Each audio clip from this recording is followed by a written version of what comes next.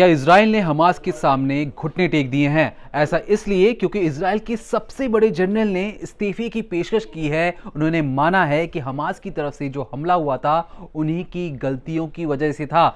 दरअसल lieutenant general Herzi Helvi इन्होंने प्रधानमंत्री के सामने लेटर लिख के कहा है कि 7 अक्टूबर 2023 को हमास की तरफ से जो हमला हुआ था, जिसमें लगभग 1100 इजरायलियों की जो मौत हुई थी, उनमें उनकी सेना की विफलता के कारण ऐसी चीजें हुई थी। दरअसल जनरल से कहा गया था कि आप 30 जनवरी 2025 तक एक रिपोर्ट बनाकर बताएं कि इसमें किस जनरल की, किस ऑफिसर की और किन किन वजहों से ये हमला हुआ था, कहां चूक हुई थी। लेकिन 30 जनवरी 2025 आने से कुछ ही दिन पहले वो इस्तीफा दे देते हैं, लेकिन कहते हैं साथ ही साथ कि वो आने वाले वक्त में जो इजरायली फोर्सेस हैं उन्हें और ज्यादा मजबूत करने में ज्यादा काम करेंगे। लेकिन ऐसे में जब हमास ने हाल ही में एक बंधक को छोड़ने के लिए, एक इजरायली बंधक को छोड़ने के लिए 33 फिलिस्तीनियों की छोड़ने की जो मांग रखी थी, उस डील को करवाने में भी इन्हीं जनरल का सबसे बड़ा हाथ था। लेकिन इजराइल में कई लोग इससे खफा थे। वो मान रहे थे कि इजराइल ने हमास के सामने घुटने टेक दिए हैं, इसलिए हमास पर हमला ना कर इजराइल अब बातचीत में लगा है। इजराइल अपने एक बंधक को छुड़वाने के लिए लगभग 30 से ज्यादा फिलिस्तीनी बंधकों को छोड़ने की पीछे लग चुका है। अब लेकिन जनरल का यह भी कहना है कि जो उनके एजेंडे में जब वो इस्तीफा दे देंगे, उनका कहना है कि वो 6 मार्च 2025 तक इस्तीफा दे देंगे। लेकिन उससे पहले 6 मार्च 2025 से पहले वो 94 बंधक, जो इजरायली बंधक हमास के कब्जे में हैं, उन्हें किसी भी तरीके से वापस लाना चाहते हैं। उनका यह भी कहना है कि अगर सरकार चाहे तो गाजा में जो हमास का राजनीतिक नियंत्रण है उसे बिल्कुल उखाड़ फेंकने की तैयारी में है। बस सरकार की तरफ से हां हो तो बस वो आगे बढ़कर अपनी सेना की मदद से वहां पर हमास की जो राजनीतिक नियंत्रण है उसे उखाड़ फेंकेंगे। लेकिन साथ ही साथ उन्होंने ये भी कहा कि वो इस्तीफा तो दे रहे हैं, वो मान रहे हैं कि उनसे गलतियां हुई थी और हमास ने जो हमला किया उसमें जिस तरीके से इजरायली नागरिकों की जो मौत हुई उसमें वो अपनी गलती मान रहे हैं। लेकिन साथ ही साथ उन्होंने बहुत सारे दावे किए। उन्होंने कहा कि वो एक अच्छे और सक्सेसफुल जनरलों में से एक हैं। ऐसा इसलिए क्योंकि उन्होंने कहा कि जिस तरीके से हिजबुल्लाह के जितने भी आतंकी थे उन्हें मार गिराया है, एक तरीके से टेक्नोलॉजी का इस्तेमाल कर ये भी उन्हीं की बदौलत था। दूसरी चीज उनका ये भी कहना है कि असद सरकार को उखाड़ फेंकने में इजरायली फोर्सेस का बहुत अहम भूमिका थी, जिसकी प्लानिंग, स्ट्रेटेजी बनाना भी इन्हीं के एजेंडे में था। तीसरी जो चीज है कि मिडिल ईस्ट में जो जितने भी अलग अलग तरीकों से इजराइल पर हमला करने की जो कोशिशें थी उन्हें नाकाम करने के लिए जनरल की जो प्लानिंग थी वो अच्छी तरीके से कारगर साबित हुई है। चौथी जो सबसे अहम चीज है, इजराइल जिसे अपना नंबर 1 दुश्मन मानता है वो है ईरान।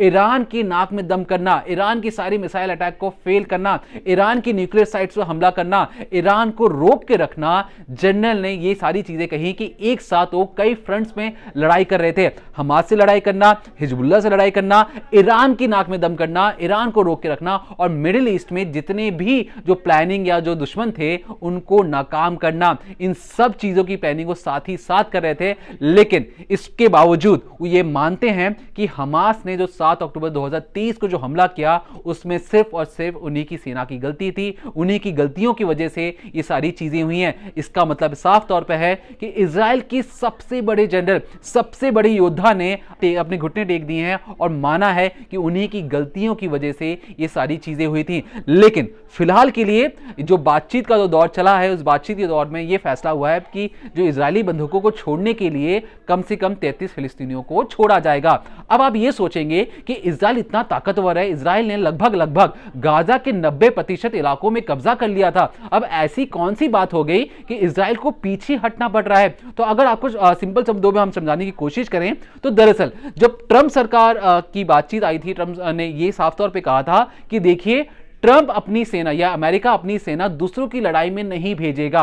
अब जिस तरीके से बेंजामिन नेतन्याहू की सेना को अमेरिका का फुल सपोर्ट था, लेकिन ट्रंप ने यह भी कहा था कि मेरे शपथ लेने से पहले हमास को सारे जितने भी इजरायली बंधक थे उन्हें छोड़ना पड़ेगा। अब यहां पर हमास के पास भी दबाव, यहां पर बेंजामिन नेतन्याहू के पास भी दबाव कि किस तरीके से ट्रंप गुस्सा ना हो, ट्रंप खुश रहें, इसलिए क्योंकि आने वाले वक्त में अगर बेंजामिन नेतन्याहू गाजा पर हमला जारी रखते हैं तो हो सकता है कि अमेरिकी सेना, अमेरिकी पैसा जो इजरायलियों को मिल रहा था, ट्रंप आने वाले वक्त में उन्हें नहीं देते। तो यह सबसे बड़ी वजह मानी जा रही है कि जिस तरीके से ट्रंप ने अपनी बातों से जाहिर कर दिया था कि वो आने वाले वक्त में लड़ाई नहीं होने देना चाहते हैं, वो दूसरी लड़ाई में नहीं पड़ना चाहते हैं, और कहीं ना कहीं यह दबाव काम कर गया। बेंजामिन नेतन्याहू ने ठीक ट्रंप के शपथ से पहले ये मान लिया कि वो अपनी सेना के युद्ध विराम के लिए तैयार हो चुके हैं। जो बंधक हैं उन्हें छोड़ने का फैसला भी कहा गया है और लगभग 45 दिनों के अंदर, 1.5 महीने के अंदर चरणबद्ध तरीके से 94 इजरायलियों को छोड़ा जाएगा, जिसके बदले जो इजराइल है लगभग 2000 फिलिस्तीनियों को छोड़ेगा अपने 94 बंधकों को छुड़वाने की एवज में। अब आप समझ चुके होंगे कि क्यों इजराइल घुटने टेक रहा है, कि उन्हें लग रहा था कि अमेरिकी उन्हें मदद करेंगे, लेकिन अमेरिकियों ने साफ तौर पर मना कर दिया है कि अब आने वाले वक्त में वो पहले की तरह खुलकर पैसों से, हथियारों से आपकी मदद नहीं करेंगे। और शायद इसलिए आप जो तस्वीरें देख रहे हैं कि हाल ही में जो हमास ने 3 इजरायली बंधकों को छोड़ा, जो 3 इजरायली और लड़कियां थी, उनको छोड़कर दिखाने की कोशिश की है कि वो शांति चाहते हैं, अपने लोगों के लिए खुशी चाहते हैं, और इसलिए उन्होंने 3 इजरायली बंधकों को छोड़ने के साथ साथ गिफ्ट्स भी दिया। गिफ्ट्स के अंदर नेकलेस था, सर्टिफिकेट था, और ये बताने की कोशिश थी पूरी दुनिया को कि देखिए हम शांति चाहते हैं। अब ये इजराइल पर डिपेंड करता है कि इजराइल चाहता है कि नहीं चाहता कि शांति बनी रहे या ना बनी रहे। लेकिन आपको ये भी बता दें कि जो इजराइल के डिफेंस मिनिस्टर है, उन्होंने अपनी इस्तीफे की पेशकश की है और कहा है कि जिस तरीके से बेंजामिन नेतन्याहू ने घुटने टेक दिए हैं, ये कहीं से भी जायज नहीं है। इजराइल चाहकर जो 90% इलाके में जो गाजा का जो इलाका था, इजराइल ने उसे कब्जा कर लिया था। अगर इजराइल चाहे तो पूरे गाजा पे कब्जा कर कर जो हमास का राजनीतिक नियंत्रण है फिलिस्तीनियों पर, उसे बिल्कुल काट देना चाहता है, हमास को जमीन चढ़ाना चाहता है। लेकिन बावजूद इसके, इतने सक्सेस पाने के बावजूद अब इजराइल को पीछे हटना पड़ेगा। जो उनकी रणनीति बनी है, जिसमें सीज फायर की जो बातें कही जा रही हैं, बंधकों को छोड़ने के साथ साथ कई मीटर पीछे, कई किलोमीटर पीछे अब इजरायली सैनिकों को आना पड़ेगा, और कहीं ना कहीं हमास फिर से जिंदा होगा, हमास फिर से वापस आएगा, और इजराइल इस चीज को बर्दाश्त नहीं कर पा रहा है। गाजा में युद्ध विराम लागू होने के बाद हमास ने 3 इजरायली महिला बंधकों रोमी गोनन, डोरेन स्टाइनब्रेचर और एमिली डेमारे को रिहा किया है। फिलिस्तीनी गुट हमास के लड़ाके जब इन तीनों महिलाओं को गाजा शहर में रेड क्रॉस को सौंप रहे थे तो इनको एक पेपर बैग सौंपा। हमास की सैन्य शाखा कसम ब्रिगेड के लोगो वाले पेपर बैग को एक गिफ्ट बैग कहा जा रहा है। तीनों इजरायली महिलाएं जब गाजा से रेड क्रॉस की कार में बैठी तो उनके हाथों में ये बैग था। गाजा से लौटी रोमी गोनन के परिवार ने जब एक मीडिया चैनल से बात की तो उन्होंने बताया कि हमास से मिले गिफ्ट बैग में प्रमाण पत्र, एक नेकलेस और कुछ तस्वीरें थीं। उन्होंने ये भी बताया कि इजराइल की आंतरिक सुरक्षा एजेंसी सिन बेट ने इन गिफ्ट बैग को जांच के लिए जब्त कर लिया है। इजरायली मीडिया ने बताया है कि हमास ने इन महिलाओं के गाजा में गुजारे समय की तस्वीरों को दिखाया है। CNN की एक रिपोर्ट कहती है कि 471 दिनों की कैद के बाद बंधक को गिफ्ट बैग देना अजीब है। ऐसा करने के पीछे हमास की कोशिश खुद को अपराजित और गंभीर गवर्निंग बॉडी के रूप में पेश करने की हो सकती है।